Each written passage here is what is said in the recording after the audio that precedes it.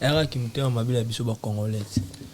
Yo mon a combé ça 1 minute 30 secondes, ba comme ça 30 secondes.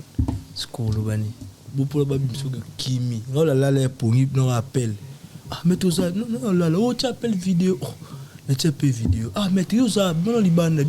Oh mais tu as un message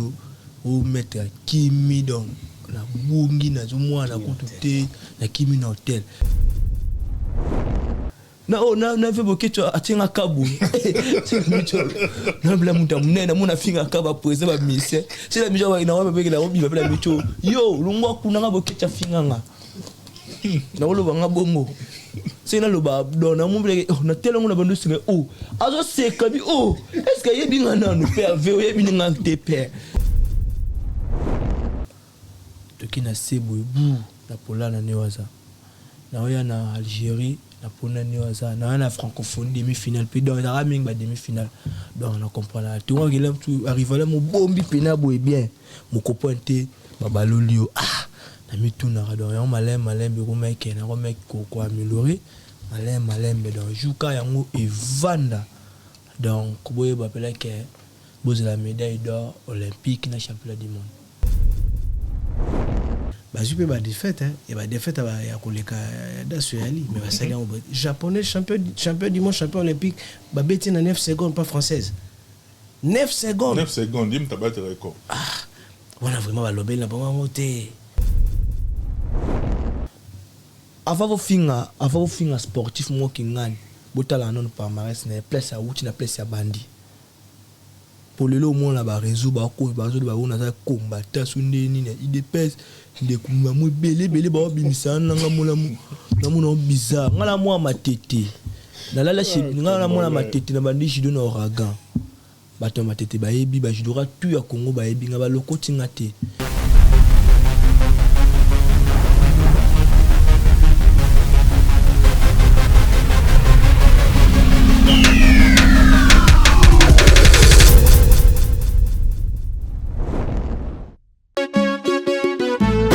Du gaz et du restaurant MK Royal, aux spécialités afro-congolaises. Situé au numéro 10 bis, avenue Descartes, à Limay-Brévannes, 94 450, à 10 minutes de la gare de Villeneuve-Saint-Jean. Ouverture tous les vendredis, samedis et dimanches, de 14h à 1h du matin. Pour un repas convivial, dans une ambiance musicale bien tamisée, rendez-vous au restaurant MK Royal. Réservez votre table au 07 53 61 01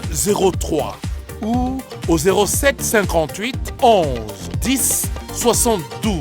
pour l'organisation de votre événement bien privatisé, baptême, anniversaire ou autre surprise. Bienvenue à la table de Michel Combé, Aigle Royal, royalement vôtre.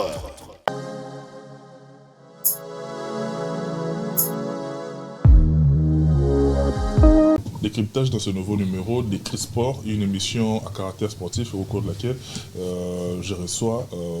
une délégation congolaise qui a représenté la République démocratique du Congo, notre pays, au travers des derniers JO. Avec cette délégation, nous aurons le temps, n'est-ce pas, de parler par rapport à l'actualité parce qu'il y a eu pas mal d'encre et de salive.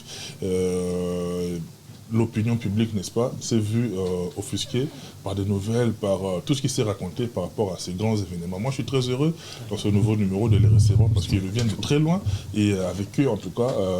on aura le temps de parler de tout et de rien. Et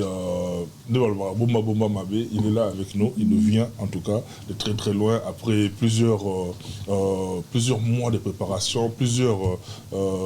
semaine de prestations au niveau du continent africain. Il est là avec nous au niveau de l'espace Schengen, précisément à Paris, là où il a eu à représenter la République démocratique du Congo. Et je ne voudrais pas monopoliser la parole parce qu'ils sont là avec moi. Tout d'abord, je commence par le sélectionneur national, le coach. Lui, on l'appelle le jeune maître Bakoyene. Moi, je suis très heureux. On a Mono Lelo. Et ça me fait énormément plaisir. Après plusieurs années, après plusieurs mois plutôt, parce que j'ai été reçu l'année dernière. Là, on a écouté un nom le jeune maître Bakoyene. Et on a une cérémonie, il y a ouverture, il y a Jeux Olympiques. On a Mona Kyo Libuso. ça les a plaisir tant d'abord comment te portes-tu et puis comment se porte le sport congolais. Merci na opportunité na occasion ya opesi biso poto to mera osola bandeko congolais ba quand même actualité na biso. En tout cas sport congolais tokolo ba ezo tambola moins bien à demi-temps parce que sport congolais ndenge biso toyebi bato za plus privilégié na sport ezami ba footballeur. Donc biso bato sport individuel est un peu compliqué pour le les autres bien. Mais il y a du mieux. Mais qu'est-ce qui a évolué depuis la dernière fois dans Mbakio? Parce qu'on te évoquait qu'il passe par le sujet belé. Lélo, ministère à sport Isali, le ministre Belé peut se succéder. Quel bilan d'abord aux en tant que sélectionneur national par rapport au secteur Rwanda? À niveau ministère à sport, déjà, où est le cas? Bilan à catastrophique, donc sur notre côté, bah, on a 0 sur 10. Parce que bah, apporter bisous le côté, bah, il y a bon mal sous sport, surtout bisous sport individuel, tu as maman la victime, il y a ministre au les cas. Mais bon, ministre a Sika Excellence Didier Boudimbo, tous les opportunités sur la naïe, tout le monde qui a bah, idée, bah, projet, et ça va bien. Et on espère que Ndenga Salaka na ba hydrocarbures, na ba ministère les kaka na bakanga ba misumi biya zalaki kuna te na apporter touche na on apporter na hydrocarbures pe na sport hein le roi zapé jeune alingi pe sport vraiment des au soleil na mona que ça va mais ba outé au les avant négatif quoi. Les jeunes maîtres bakoye je crois ba tout ba o ba ça na monde judo et ba monde longi na sa famille c'est-à-dire aux amuto na judo congolais en français au marqueur d'une empreinte indélébile judo congolais mais les lots sous encadrement nabino est-ce que la relève est assurée? Oui justement pour ce relève elle était une autre opportunité au monde Arnaud qui sont quand Jeux olympiques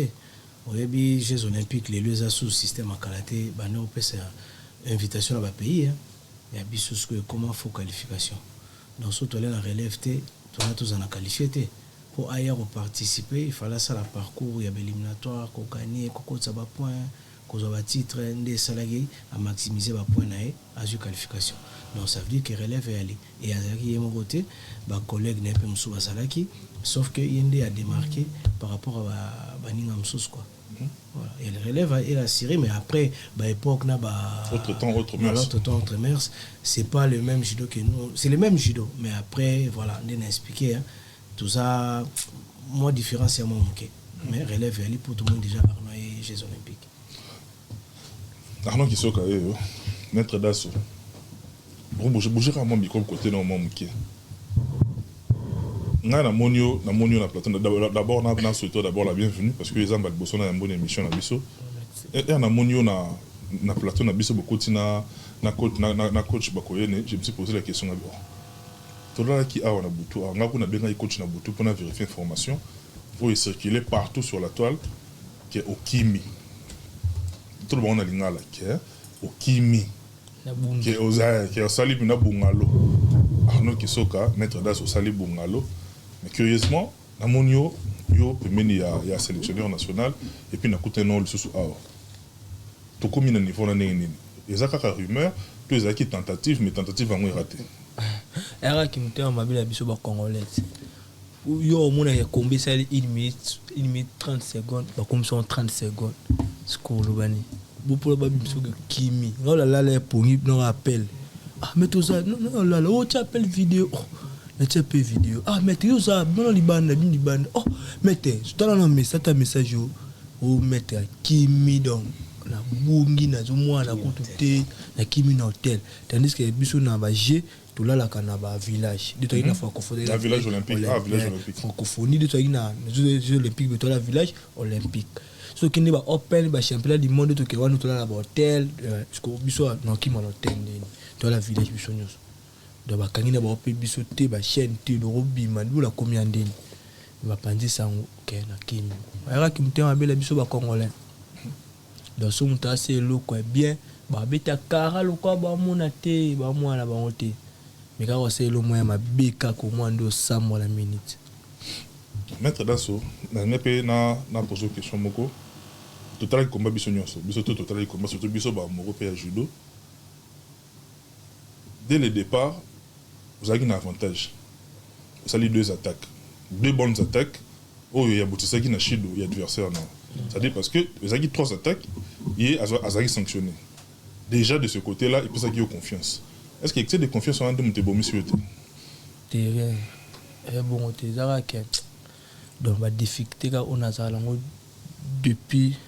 la bande judo au sol la meko amélioré malembe donc il y a ici donc à chaque fois sous au poulet de locaux au yekoli oyo on a monsieur Jesus dans le mot que fona à chaque fois il travaille à l'école makasi fona soit donc ne WhatsApp nous a faible ne WhatsApp na faible makasi tout ça ba derby dans tout depuis la bande compétition internationale na polamique na politron na bande WhatsApp première compétition dans Dakar demi-finale na mené dans la Chido to qui na Seboy bou na pola na Newaza na oya na Algérie na pona Newaza na francophonie demi-finale puis dans la raming ba demi-finale donc on comprend là tout arrive là mon bombi pena boy bien mon copain té babalolio na mi tout na donc on malem ko mec na ko mec ko améliorer malem donc juka yango evanda donc boye bapela que boze la médaille d'or olympique na championnat du monde mais bi que dinaza ba kamita evanda non déjà dans son les jeunes maîtres bakoyeni des questions d'ordre technique dans l'année athlète athlète à lobby à la français les mêmes causes produisent toujours les mêmes effets à relater à bondi ba compétition belé ba open belé a pour la rendre année waza bino na côté technique yo mopé en tant qu'ancien judoka les mêmes erreurs on les ozonga kaka bino bato besoin encadrer comme athlète pour ça na bino bien étonné parce que les a failli déjà possible de cela qui pourquoi la même faille on les ozonga kaka et comme il aura mon message non et puis à la fin il y a ça qui est tout côté ouais en fait tout ça na difficulté moi moki na Congo biso yo za otaba combat judo to yo tonga na obeta debout na gagner na solo na gagner debout on c'est planning nani nyonso na le bras nyonso zala sincère nyonso na nyonso na demi nyonso bon problème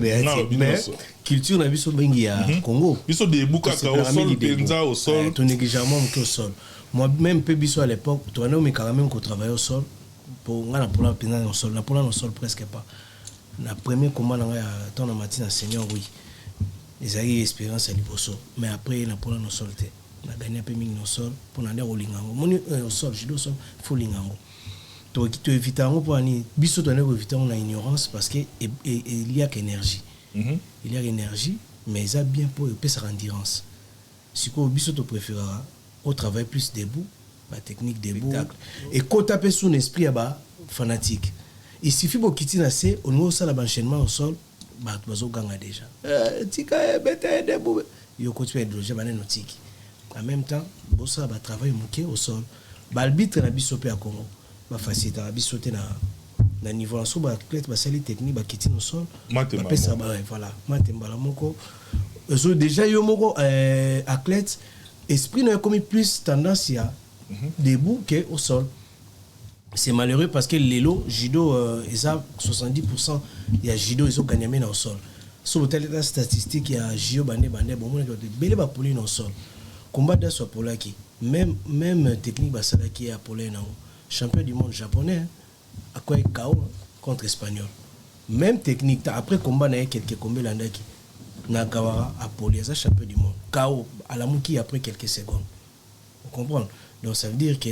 biso faut tout ça l'effort ndenge biso na sélection tout ça l'effort tout apprendre bango mais au sport au sol faut yo mo polingango moneti ya zabwe à découvrir que à combien mon on ça et comme il a kin il faut ça scope fort à lingango au sol sugi tuzo peso et puis na kin ba ça ba liaison de beau solté so tali combat na israélien tant salé moroté il y a kimi mouvement mais atikali au moins 5 à 6 secondes le temps israélien on a aye na simana pour na israélien déjà que c'est automatique pour na ye ayebi que azo c'est la mate omoni c'est un travail où il faut tout ça encore, mais dans le concours, il y a des coups, il y a des supporters, surtout dans le but de la Congo. Il y a des judokas, il y a des personnes. Donc, en fait, il y a des photos imposées, tout ça, tout changer mon système de travail. Donc, tout ça, le programme de préparation, tout nous avons mis en place. À où tu as Paris, ton travail a remarqué que tous les entraînements, tout le monde a toujours randonnée au sol, surtout salement, échauffement, randonnée au sol. Après, beaucoup de debout. A remarqué, les gens de moi. Si on monte dans le combat, à cela qui attaque, on va passer l'enchaînement au sol. Pour moi, comme on déjà dans moi, genre, mais, les gens nous, on continue à travailler. Donc, ça arrive à Pola qui na technique, parce que, à un niveau sol, les gens ont assez. Et puis, on va engager contrôle au sol. Israélien qui a salé renversement de gauche vers la droite.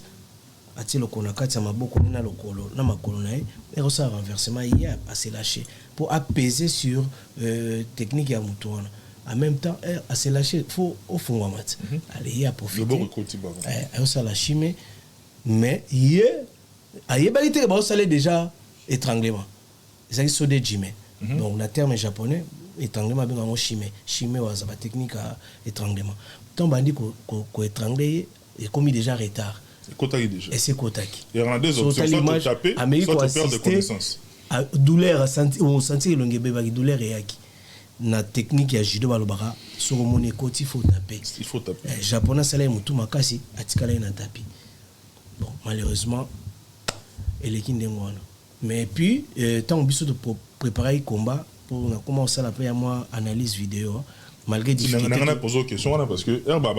Bozo qui déjà annonce l'adversaire. Est-ce que Bozo qui t'a étudié le combat? Oui, bon, le problème est ça, je fais un peu le tout. En France, tout on a payé développer, on a analyse vidéo, on a faire partie de staff technique, on analyse vidéo, on a préparateur mental, préparateur physique, mais bisoto un médecin, on a analyse vidéo. Ngamo na sa analyse na ndenge ya expérience na nango ya judo ton na otala ba te ba paramètres à combat ba point fort ba point faible adversaire na ye comment na ko adapter judo na na moto ba okuta na ye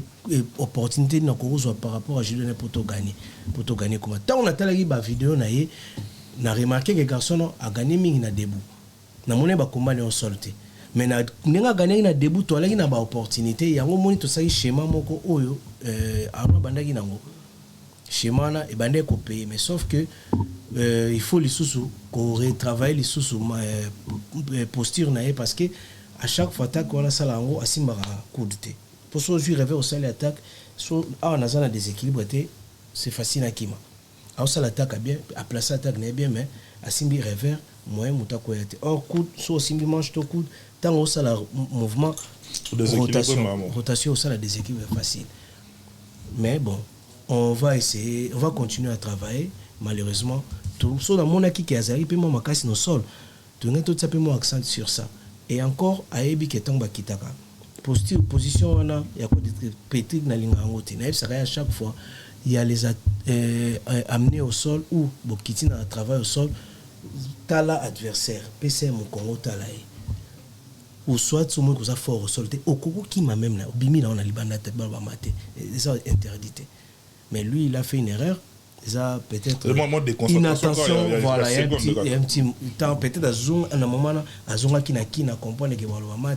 Mate était Israël, et puis à sa 27e mondial. C'est pas rien sur le TV palmarès a gagné ma compétition minière Nebelé. Donc, pour Nabiso, il a expérience. Ça, c'est pas une excuse pour les Congolais. On a défendre, non. Il a expliqué.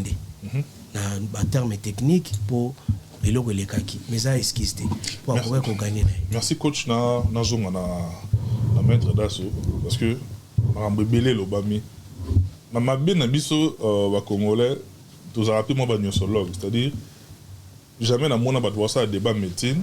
au monde ba voir ça la ngopé base débat médecine ba té médecin moko boye na miniature ba on peut que kuna au ça va jeter c'est ça pourquoi tu débat ya médecine wana il faut en avoir notion il faut y bango.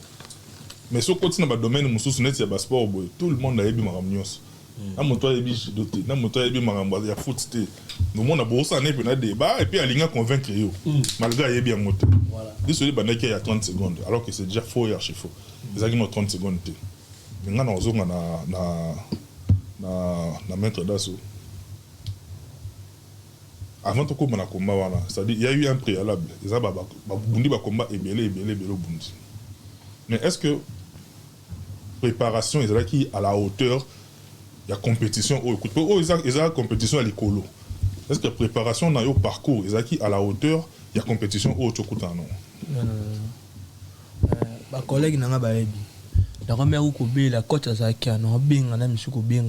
Et comme on a un niveau moins boué, ceux qui n'ont pas d'entraînement, moi, il y a pourquoi. Na, dans notre travail, on a des directeurs techniques dans la mettre pige à Baudelaire. Si vous avez un dans notre travail, il y a trop. Et comme sur notre travail, bien, la bengi, sur la bengi, tu dois bien mettre non. Moi, on a bien un collègue, moi, Zaikana, Beni, sous Beni, ma tante. Sur la bengi, comme que c'est tout simple, moi, on a un flot qui est là à transport. France à niveau, quoi, on habite tout le monde, donc, bibika biso ba congolais de tozala omona ah yo ki ba championnat minene kuna ba poto na ye so la otika le piko kuna ngala idée de singala so ta obenga tamba sa moya na mais faut motiver pomba sima ya poso PCT yo bibika biso ba congolais de tozala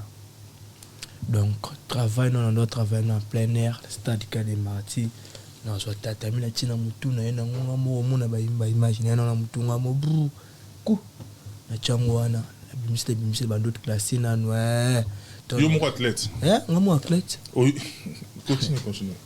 na ndo classe ngono no tono 600 na tandi mettre et tondo centre tondo ekola soit enoka ya Neymar tondo travailler na ba petit monde ndo benga na mike to travail jour mon travail ku beto chance ku tutumba journaliste moi pas ya keno soit image na c'est tel niveau notre travail ta motivé to travailler na. Donc, à la niveau pénalité, par rapport à il y a sparring partenaire au travail. Donc, il s'est bien été. D'abord, le moyen mon oui. Voilà, tout cas, sur là-bas, 3 semaines pour la compétition. Donc, tout cas, 3 semaines. La mi-chouana. Baninga mso bazap les ou stopper là baninga mso basela ba préparation physique na bango quelque part ba préparation ba placement ba kenai mais ba génération mso avant ba donc ba quand entraînement na nini na Maroc et puis ba français ba pour ya président français bimo là ba français ba nani ba français ba mosaka ba ndako ke ba bokoko ba ndako ke ndeba ba Maroc et tout yo kutana ngote ekufa ba centre na ils ont soutenu. Mais ailleurs, il y a quand même des centres, à part Rwanda, des centres à travers le monde. Des fois, les salariés, tout ça, demande na ministre Azalaki avant. Et comme il y a un chantage, on peut imposer pas besoin na bango. Il y a l'inga salon na ndenge nae, abimsambo na gouvernement qui a qui stage quelque part. Mais est-ce que quelque part au Tinde ils ont un programme et puis club aux autres Tinde ils ont club ils ont recevoir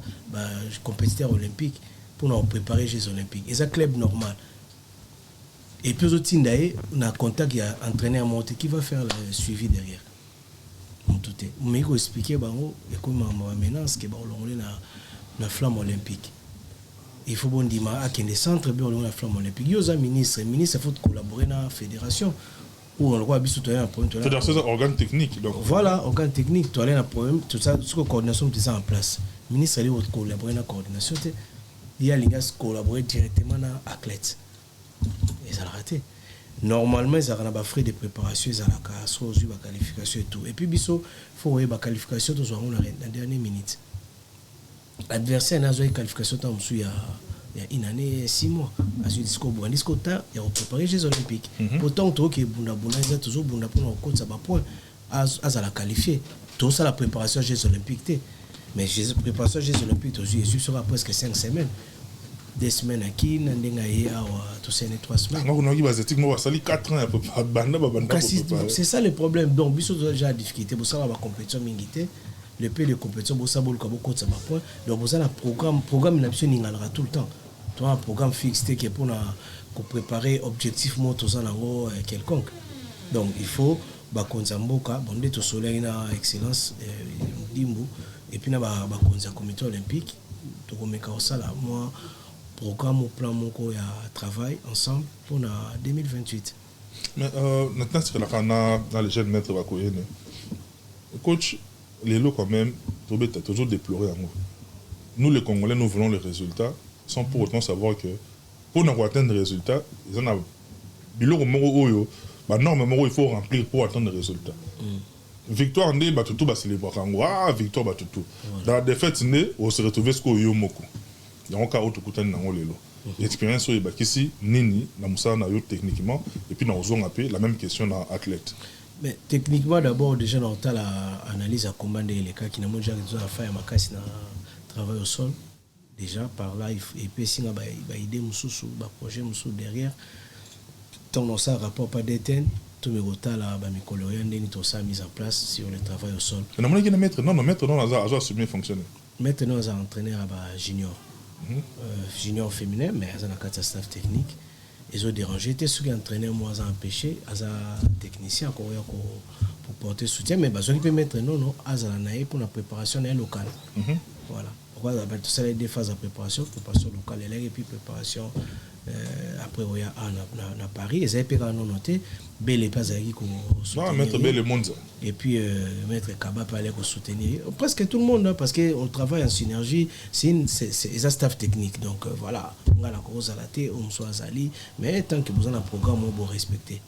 C'est bon. À part on a pour un système d'organisation, en tout cas il faut qu'on soit bien fort mingi ndenge excellence à la qui a mon expérience sur yemoko ko banda parce que les européens ba tout ba banda préparation à qualification juste après JO donc à fin août septembre qualification bandi donc ba nous paie sa chance déjà ba petit ba voyager souvent ba ça ba déjà au côté ça ba point pour permettre tout ba nous respecter le programme et puis en plus de ça ba bourse olympique la solidarité olympique ezalaka ba bourse à l'état ezalaka donc ceux qui batali pe ba côté wana ba ko zota débourser 3 boursiers batindi bango pour na basala ba préparation au monde pour basala ba préparation et aux alabia parce que nga naza avantage mon na travailler pe na ba gabonais naza ba petit mo ba gabonais na travailler na bango na quelques ba ya ba payer belé donc bango wana basala ba bourse na bango olympique ndeni bon bazwa kango est-ce que et pas na biso bourse à mon pays, il y a quelqu'un qui m'a raté tous les années. Bourse, en fait, il faut que le comité olympique ait la solidarité olympique. Mais pour le comité olympique, ça demande. Il faut bien avoir un programme. Il y a une demande. Si le projet n'est pas dans le comité olympique, le comité olympique a sa demande. Pour ça, automatique chaque année, solidarité olympique a payé à tous les pays. La bourse, dans le sport olympique, au moins 24 bourses. Donc, ceux qui ont judo, vous pouvez bénéficier de 2 bourses ou 3 bourses. Baye awa structure d'accompagnement zali ngaza na club naza entraîneur na club mo awa naza na structure na accompagner déjà ba gabonais bo combien de fois te wa bisomo so moto lokola Arnaud surtout travailler na ye aza prise en charge ne ali aza bien logé makamutu ya linde ba bourse ba gabonais yaka ayo sala judo lokola linga ba résultat oya ba démarche to ça là par rapport à expérience to moni mikolo ya ngwa donc là maître Arnaud maître Dazo les lots quand même oui salami déjà aux athlètes au bondi pe mingi au kutani pe na baka ebele au gagnant mingi par rapport à la défaite c'est-à-dire voilà ba victoire ebele par rapport à la défaite sur baki sami oyo ya onde mutena makelele ebele parce que ba tutu ba tagi benami sur par rapport à Jeux olympiques t'espérer qui médaille wana na confiance au monaki et ça qui tout au début mais les Jeux olympiques et c'est cap vers les prochaines échéances yo moko ya romita yo moko personnellement romi lo bela nini par rapport à défi aux Jeux olympiques. Oui, donc voilà tika ka judo team kolo oyo na zoka médaille olympique na médaille mondiale kono tika judo ya ngwana do ba défi na rapina na ngwana faut na continuer ko yekola ko bunda pour na koksa objectif na ngwana pita ndalo bakenga jour na komo bunda compétition internationale na zoa médaille pita na banda bunda ngo vous avez dit que vous avez na Congo na vite soumettre na habité ba tant membre comment que kende bunda les 4 de combat en Afrique pour muto organiser mais les comment que tu es bien qu'il y a la médaille mais il a biso or so du bronze à Richard tu es bien que aux journaux des gens mais or né que mais bon mais le bosa ibongo te kendira bunda pour anité tout comme ça peut mondial bon jeux olympiques ga bon soka ba tso ba moyen ba condition bien tout ça là ou toi va guérir ce club na yo ya matete lelo parce que aux allélo international au représenter Congo drapeau congolais mais on a quand même la base na yo oti quelque part oti na judo club matete comment judo club Ouragan comment Ouragan lelo club na yo Ouragan face à situation oyo kutana nango apport na bango zanini moralement parlant oui la binga ba mettre moral la bango pina eza donc eza na seming na michu bana souci makasi ba regret ya tala mwana ba bimisi ba former à perdre à comme non bala bango na moi c'est vraiment fier na yi mais ba partager na ngapeka mawana po na ndenge na perdre na ba condition moko ya ba sol bongo donc il y a bon souci mais ça va courage ba o batika la si wana donc tout nos base na ba erreur ou na zui lilo o donc bon ba tomber sur na erreur à la té na futur va compléter jouer bon famille famille famille na souci ma bé parce que ça facilité hein kokuta na pays mobimba batu na ba influenceur na ba réseaux sociaux parce que compétition est tombé na période de réseaux sociaux tu comprends ba série ba les jeunes mettre ba bunda maman les ayité ça ata beti na mutu na mika to sila nika connaître obima biso to tika nango donc so ba nango te parce que génération o lelo beaucoup tani na ba réseaux sociaux ça dit au bunda bazo tala yo partout voilà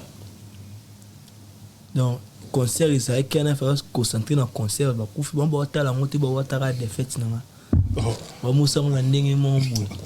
musu ba kena ngo ya kotiola musu ba kena ngo ya kotiola ndeskonde wana ndeskonde panzani makasi donc 600% 40% bateau ba raisonner bien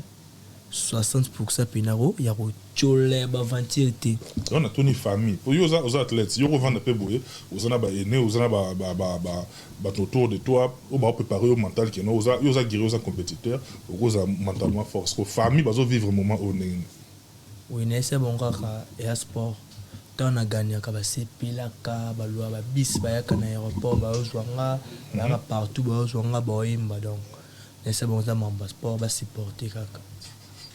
ba fie ba trouver le normal ba motiver kaka et on a ko bien courage pour ba yebike nga dina boye moi ça ko boya nenga na ko sala na pimbo la trouver on maintenant pour la judoteur aller la loi moi mke na pour façon de travailler na travail la condition na ba discipline na ngo kena pour la rater pour itanga dans ikunda idona kunda kana ba bike na linga ko polate donc ba bike ba linga na linga ko polate donc ba tout ba bien ngai pour bango mental na bango bien ba bike mental ngande ende tomber mais ils allons avec le temps on va la mettre ça à côté ils ont normal na cool ça esprit dans zone de la yo tous on a coach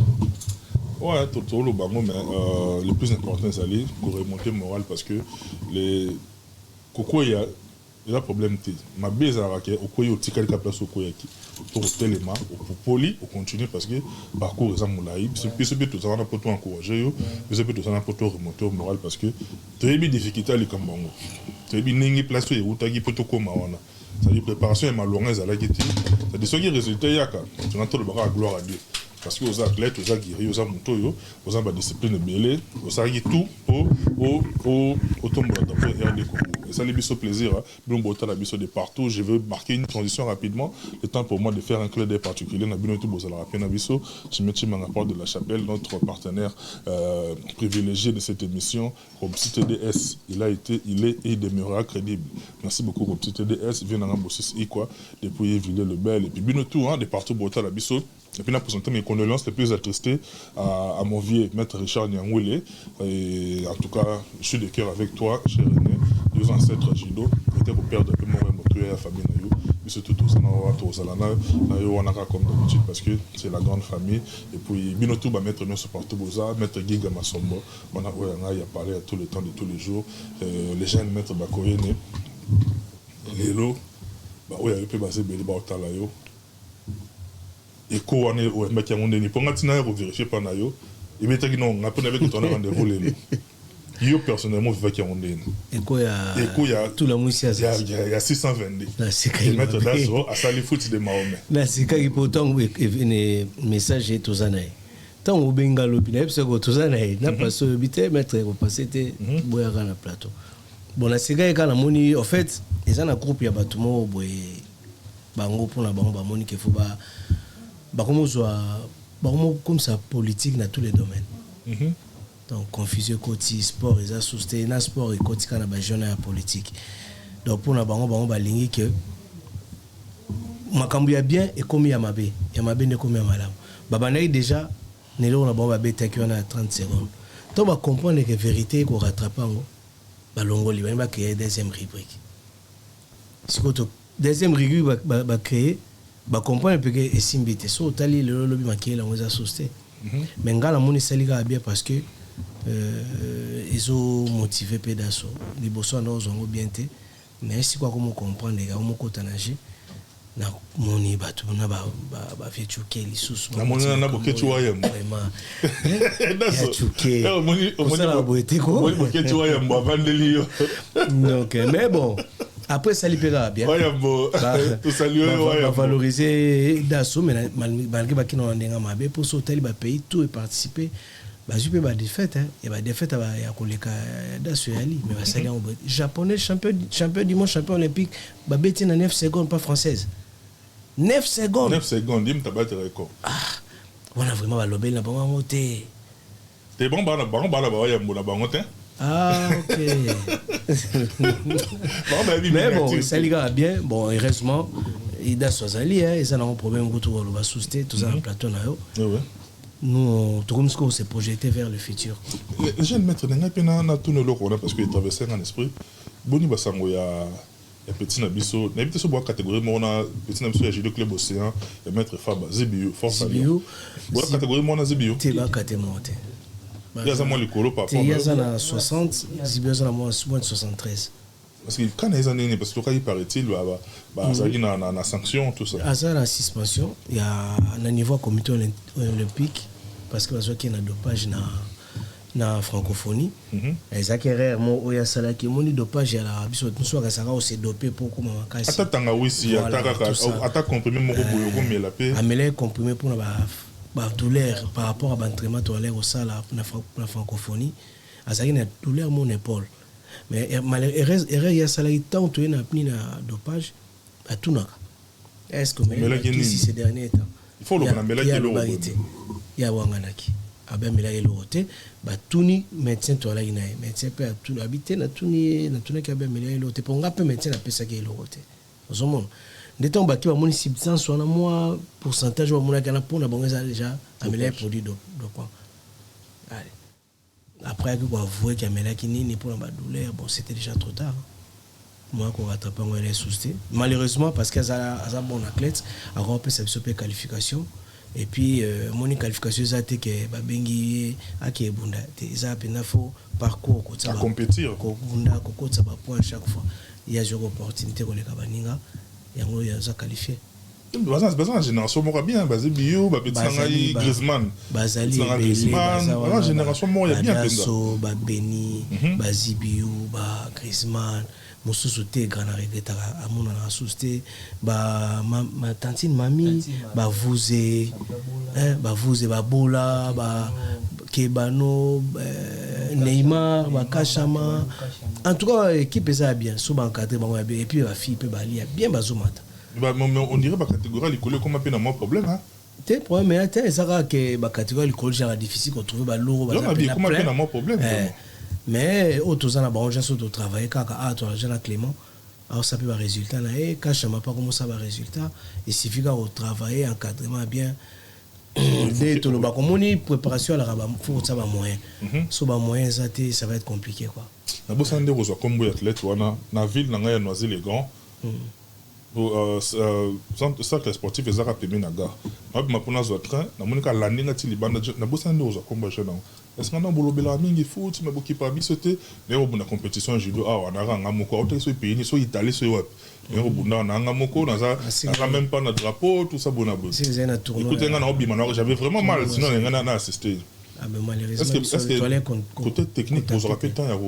pour recenser l'athlète na biso ba judoka na biso au baza sur place pour se faire quand même une idée par rapport parce que y a pas de congolais mususu abotami awa akoli awa na zo pratiquer sport ni kito oui peut représenter biso toza ba contact ebele mais sauf que bana mingi ya ko ba botem pe ba au moins ça choix baza na espoir que ba bunda la France pour na ba mon na France balingi Congo mais ba telle opportunité autre organisation pe na Congo ngo justement donc opportunité na on soit souci to la Congo tout ça ba judoka makasi belé mais biso comme un système ya système binational et c'est un faux passeport parce que dans judo ba comment obligé soko yé ko participer faut là que ça passeport nord d'origine donc nazanati avant et tout ça comme kemi na mbuika longe ça français congolais bundi déjà congolais le quoi ba tsa lorna il faut ce ko erreur ça peser fois dans la passeport on avait en tant que Congolais, bien accréditation, et stoppé. Tout ça n'a rien dit. Très bon. Mais sauf que tu belé peut barater. Au moni en France, tout ça a un niveau, il y a une compétition. Tout ça a troisième division, deuxième, première division. Première division, c'est rare de trouver des Congolais au Babouna, dans club, soit par au Bazar, à Paris Saint-Germain, club à Minen. Mais le club, n'a pas Congolais, et c'est impossible. Faut qu'on se le dise, nous avons un champion, ils ont un départemental. La compétition ils ont un départemental, troisième division, deuxième division, tout ça, nous avons une deuxième division, l'épée Kamango. Kamango a comment répéter la première division. Mais Ridi a un champion, il y a deuxième division, et puis il y a individuel, et puis il y a par équipe. Azala est qualifié dans le championnat de France, première div. Mais, il disqualifié, pourquoi? Pour s'engager dans le Congo. Okay. Parce que le Congo a déjà s'engagé dans le Congo, mais à ce qu'on a difficulté, tout lancé, parce que l'eau en attendant et bloqué Ridi. Il y a au moins une saison de utiliser Ridi Mingité. Parce que tout c'est là, ce qu'on a tout son nom, on dit, Andimi Bossel et passeport. Soit du passeport, on a une calongie. Équipe est en bien, balé qui nous soupent à ça, va travailler dans le club Moussoussou. Au Barolinga Goya, il faut que monde a déjà au Bazana déjà sur place. Organisation évolution. Mais les jeunes peuvent belé au Baouta pe na Congo, ça peut exploit, ba pe na poto bazé belé, ba drapeau blanc bazali, ba maître Riquet Sibor bazali, ba ça belé vraiment ba maître Pagui à la seconde, ba ça pe na mo belé. Bazali belé. Ba ya ka boyé, ba za la difficulté on est s'adapter, ba bunda pe na première division de ba bunda première division na Congo. Parce que ça environnement, là so komeli na biso déjà tant to yaka comme boulé o tika mo ba responsabilité ba famille ba nini faut ba ndoluka. Et comme je ne pas si pour ça, mon sport au niveau, c'est beaucoup de sacrifices. Mais il y a un exemple, drapeau, un grand champion, c'est vraiment un bon judoka. Mais il faut qu'il y ait boulot. Il y a tant il y a il y a et petit temps, 8 heures de temps boulot. Dans 8 heures de temps boulot, adversaire français a sali 4 heures d'entraînement. On a 4 heures de récupération. Ce que tu as un niveau à l'école, au Canada. Et on a route boulot au Bunda, lobby, il faut foutre à l'oeil. Stress, balifanto. Ça, tout ça, tu vois, c'est moins compliqué. Il y a un moment où il va émerger. J'ai eu moins chance, c'est Alagi et Mike Kamango, et puis les beaux, avant, les beaux pas avoir moins chance. Tant à Komaka, c'est un jeune, junior, Ndumata, c'est moins bien. Pagui, les autres, compter pas comme un coach a été. Sibor, pareil, na drapeau. Responsabilité, famille, bana, tout ça, c'est compliqué. Pour tout compter dans le sousté, koki kutunde quoi aider. Petit tout ça na bango na moi expérience baza nango tout ça mais tout compter que les lots tout ça drapeau en équipe nationale tout si bon ça on a na ko sala ngote parce que non peut ça bon travail est belé au retour et au salamoké pourquoi parce que on a timing et entraînement au monde au niveau ça compliqué biso to zo encore aventure c'est très compliqué parce que déjà net biso na kin tant tu travailles tu seras jamais un repos na kati ya préparation sans te banara na pourquoi boye na te biso na tongo pourquoi bo ça du lundi au vendredi non athlète on récupérer dans quel moment mais si vous avez un programme à préparation et ça un programme ya la bobandi bo charger ba athlète 3 semaines 4e semaine faut décharger bango mais surtout la charge. En même temps, ça la préparation chaque semaine, nous qui bundara ba compétition individuelle. C'est-à-dire il faut garder niveau non effort, faut ça effort au comme cramé. Mais même maintenant ça rapidement, et là moi tout sur là hors caméra, aux autres compétitions monene, OK, ça la préparation na ba boxeur. Bino bon déjà bosser la compétition mon côté et puis niveau na bango ya travail ils en mon na binoté. Comment va OK mais ça bino 30 tours à stade de martyr. Oh le bêta coach, ils a 30 km. Pour un athlète à la compétition déjà, la préparation déjà c'est bâclé déjà à la base déjà. Au lieu de préparer ils ont détruit Ndéyo. Et puis la minute où na kin na Congo, tu as na salle moko tous les sports individuels tu au potin nango. Déjà la gymnase où il y a la police ou na judo basu. Au mona donc ba moto mo kabula on biso nyonso na basketball, na karaté, au taekwondo, au judo, au lit. Batino souvent mon pote na wana mais la francophonie batonga ba gymnase c'est belé pas chef de l'état moi ba gymnase tout le monde ba ça tout kana ngoza to c'est la ngotin pour bio ba la ba nyon ezali yango to solana na son excellence de budimba bien ninke a uzwangu a récupérer on kalato kata mambwana so récupérer na basketball p na ba sale bil ba betara la place wana mona combat judo fait buna ma 8h au mona basket ba ino no 8h wana ti 14 pour ni ba pesa mbo na ba avant bana nyongote donc judo buna ma judo ba no libanda donc na kacha sala na mo excel mo climat no so pepele ba pe na ça OK so tu bandi préparation ça la musculation pesa ezali ba matériel nyonso judo mais souvent n'était préparation la menée to beta mamsusu mais na mona atana braza na mona la braza ba na salle ba tatami ba vraiment na tatami net il no mos festé na Congo na Kinshasa na match ba club presque ba club belé ba mona ba tatami malgré ba salle ya te mais ba mona ba tatami ba chez le ti ba bashi comme on a ti biso mo presque biso na raga to boka su coupote to mo travailler la tatami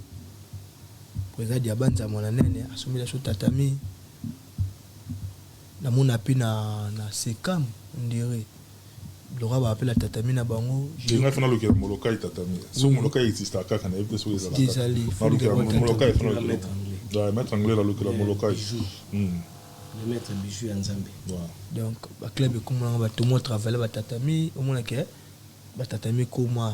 tous les mbaba la tatami na bango malgré ba chango libanda ba chide aka bongo teme il y a des passeports qui sont dans libanda boité boya ciel ouvert ba club ezaka libanda ciel ouvert ezaka et là on est à sauter c'est démodé yango isala yango monique isala bongo donc ceux qui doivent attendre ils travailler wana dingue ba mettre musu ba yaki wana donc et puis ça va marcher na raisonner ba bleu na bi bon na batama lo bebele te tout même tout pratiquement na soka la ligne quand même pour s'adresser à 3 catégories à congolais autant la caméra na yo s'adresser d'abord na ba autorité ya mboka na biso parce que nous yeboye aux ambassadeurs aux représenter Congo badge no yango wana ba komi on a même mayo lettre ba komi Congo démocratique c'est-à-dire aux autres ils en a QR code nous wana place msonga na kota te yo kota surtout komi to telemi e ba scanner yo ba kota songa na kota te la ligne au s'adresser na ba autorité d'abord et deuxièmement au s'adresser na peuple congolais et puis troisièmement au s'adresser na bande ko na yo ba athlète oyo batikali na mboka banana na ba autorité na biso ko ba autorité na biso elo na olo ba autorité na biso nyonso ke sport et ka football te na mona la football ba appelle la souci ba na médaille préparation bo ki pa ba da bien avant mamnyoso bien avant mamnyoso tout biso to na ba difficulté à makasi OK te préparer compétition le roi géo na panda ba semaine et nous aussi on que bon pour ça le oyo jeunesse congolais et se retrouver ba troubler si la kuluna et si les seules façons oyo que kuluna ko si la ils ont un sport de combat pour nani par exemple on a des nabo na supprime membre ya bien na ben na condition bien chaque fois que na ba compétition tant na zonga kin na zonkin na poso moi bien na prime nanga tant ba yankena boya ba yebi pour na kabeli bango par exemple monde na hotel ko gagner na PSPC bango ba keite moko vanda na age mona dasu comment fait tinga la osinga imbongo pona kosa musala mo ba yibite makobundela mboka zumbongo so ando abeta balle akomosa na ozungi la balle so ando sa boxe ça volonté acha volonté ngapino asani moi kunisa moko ba bine na so ils il y a su décision ba tirer la moko mo baba tiki pour asani atika pour sauter la vie na micho na vina biso nyonso bana tout ba komo ba jidoka ba mettre dans son voyage na kopa na batiki so par exemple na yebu ba ipu ba senga mbona mun bongo la maître yo tu ba Algérie ou tu ba Maroc ou tu ba Poto ba ne lo côté yo telebi yo pikabela ngatabi ngatabi mun mona ngana botola kisaki amwa ke mo est-ce que tika kuluna tika tia moni lo côté wana ta mulaka kunisila ole ko beta te ka ba jeune na biso ba sportif le ba sala ba boxe ba judo ba sport de combat wana ba ou de tout ça de na francophonie tout se retrouver qui bon so par exemple si tu se retrouver moi que connais ça nini ici là deuxièmement le peuple congolais le peuple congolais na aussi bon na pour ça que tu as ko loba ku na peuple congolais trotter pour tout lobby congolais biso ba congolais tout changer loba quand même oh bazar réfléchir ba yo ka ba comprendre avant vos finga sportif moi qui ngani botala non palmarès na place à outi na place à bandi pour le moment là ba réseau ba ko ba zo ba ona za combattre sunde ni na idps de kuma mu belé ba bimisa na mona bizarre ngala moi matete na la ngala mona matete na bandi jido na ouragan bato matete ba yebi ba jidora tout ya Congo ba yebi nga ba lokoti ngate na bando bunda combat compétition internationale 2022 na ki Dakar na zungi na ki Yaoundé na zungi na bando so ba titre na pas pendant 2 ans ranking na zui ranking nga na zui qualifié ya l'évitation te mais ya ba point na salle nécessaire na ki na sala bundi bo moni tema na non défense avec au sol na kokipete monani ole boko wa mettre moi qui ngana abunda so makasi fo lukae bino bo fingi ça problème ti donc mon na ko bala bango trop donc et le senga ou passi na papa non na habité na ba père mususu bo fulongo na ba politicien o le continent nga simple jido comme on a matete ya uti ni matete dira kayo bundani wa bineli dozo finga ye o alia ka bien ti nga bunda na catégorie c'est na kicha catégorie ko lia est-ce que tel biso na bango to kicha ba poa est-ce que tel nga na kat donc na tinga na do finga c'est na ko muta munene na veut que tu atinga kabu na bla muta munene muna finga kaba poese ba mise c'est la mijo ina wa bebe la obi ba bla micho yo lungwa kuna nga boke cha finga nga na lo banga bongo c'est na lo ba dona mu bele na telo ngona bandu singa azo seka bi est-ce que yebi nga na no père ve yebi nga te père est-ce que père wa yebi nga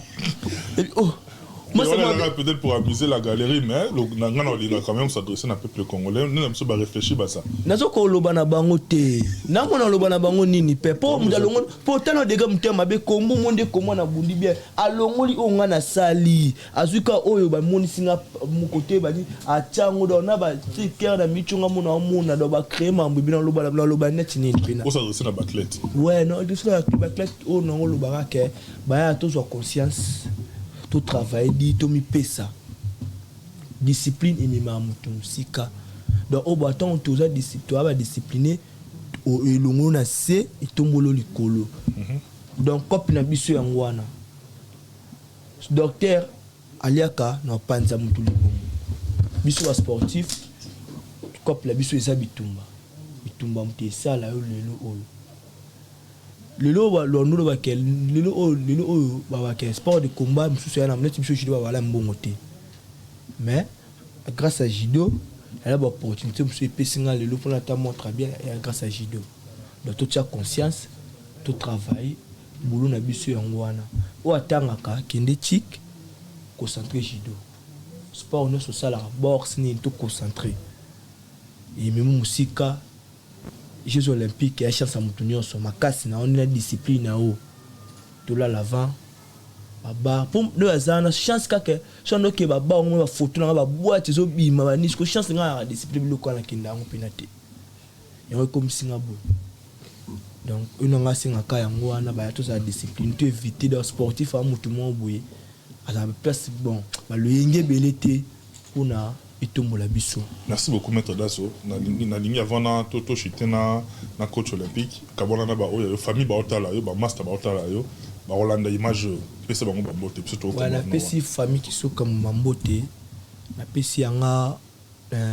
président Diaban honorable la biso matete Diaban za mwana nene mama Élysée na opesa susu papa visa soule kaoka mbote belo ape partenaire nanga Fossi Malulu. Donc,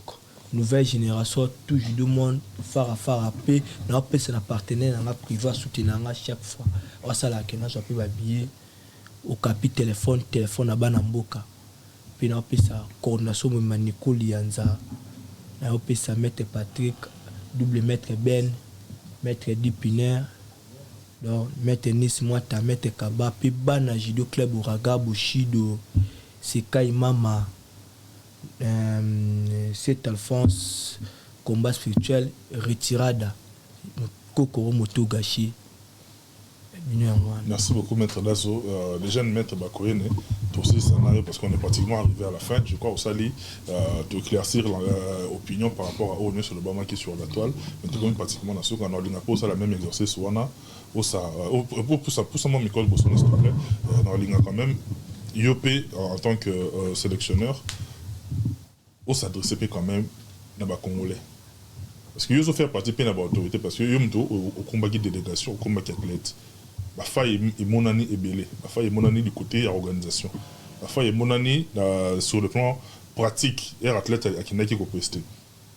Ce qui peut bongi si côté on a ça la pensa bien parce que na simanaye ba génération peut belé Hollanda wana ba ça motivé par rapport à au bazo monde à travers bango baza wana comme vitrine pour s'adresser na ba congolais et puis surtout comme on a biso.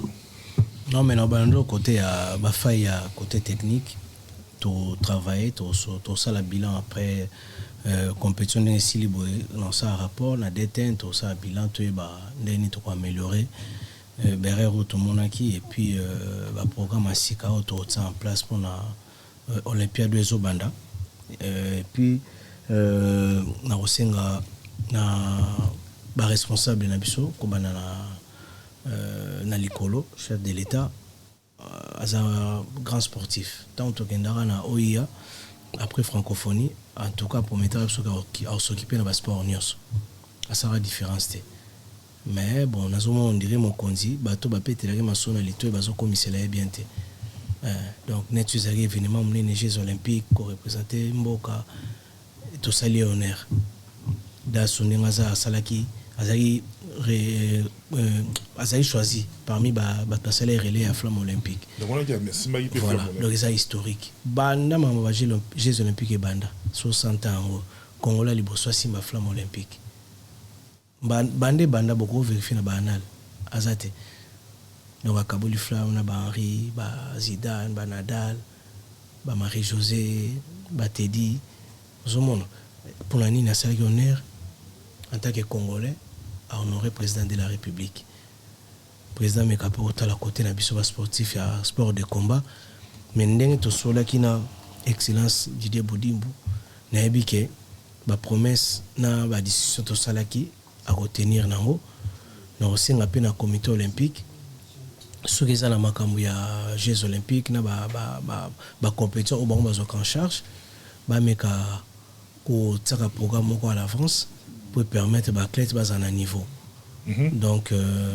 malgré déjà bazo ki biso en charge mais là qui est un peu en retard mais ça c'est pas une excuse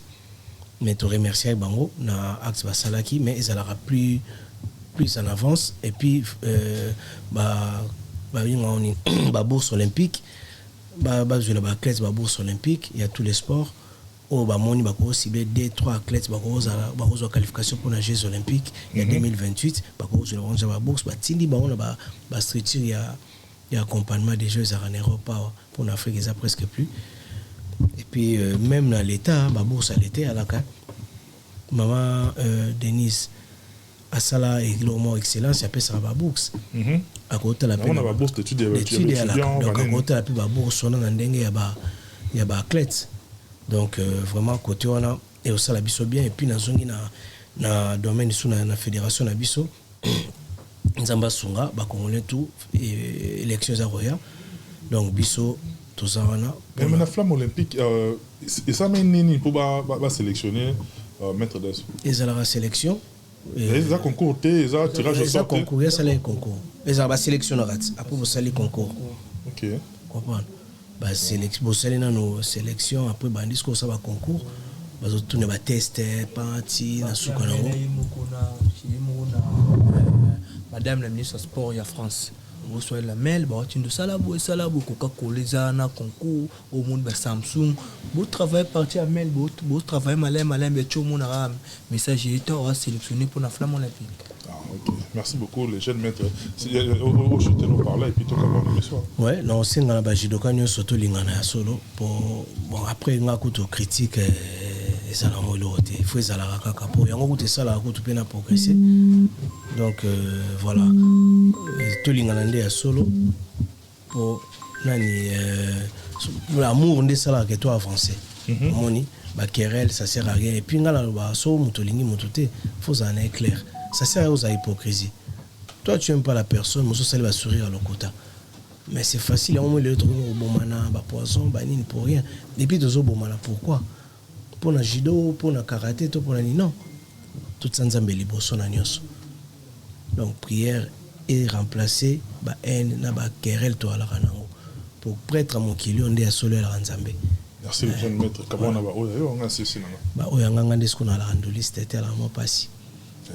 ça c'est encore le beau qui mon quoi bon déjà ngala banda on a famille hein bah nanga déjà Néo Christ mon petit jumeau chef de famille Théa Marie Rose ma princesse ma princesse Mobele Olivia Lindsay Sheridan Ashley Ziggy ma petit-fils Bazebele Ezekiel en tout cas Néné Oprah Esaïe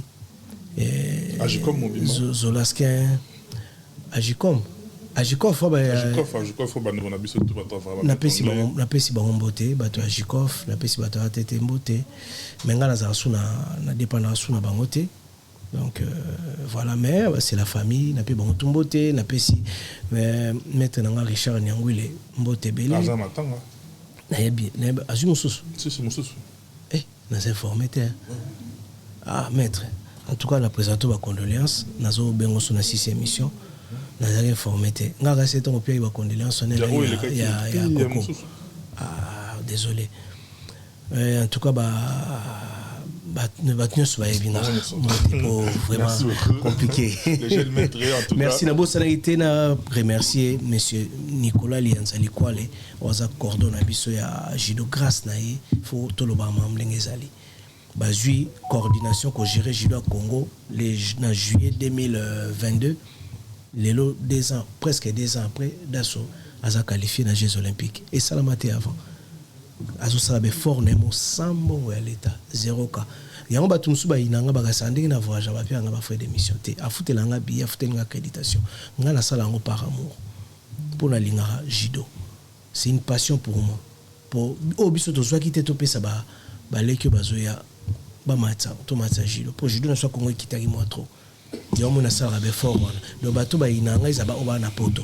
nga la reste retourner na représenter diaspora na bande ko nga tu ya diaspora ba rozala derrière nga mais o bazali pe derrière nga ba alaki ba Eric Monsaka ba Kamango ba Bigis ba Sibor ba Zulu Meka 10 kilos ba voilà mais bon maître Zico ba Eric Mando ba maître Nzubele Maréchal quand même ba benga nga ba soutenir maître 100 kilos maître Bijou Nzambe maître Badjo maître Machuda Lengole ba toi soutenir nga ba misusu na bosani bo comprendre kaka c'est pas grave na zan de liste été Bissola Tande Kimono. Merci beaucoup les jeunes maîtres. On est pratiquement arrivé à la fin. Maintenant, on peut savoir beaucoup de courage dans l'athlète Nabiso. Continuez à travailler d'arrache-pied. Et puis, l'Obi Bameda, ils ont un Amboka. Michel Combe, Aigle Royal, encadreur des sorciers, était là présent. Merci à Arnaud Tour, on dirait toutes les caméras. Gréco, Grécomen, David Mombele, à toute la grande famille, la grande équipe de Congo Evolution News. Donc, Sibino, merci. Et puis, TV Sibino, bye bye, à la prochaine.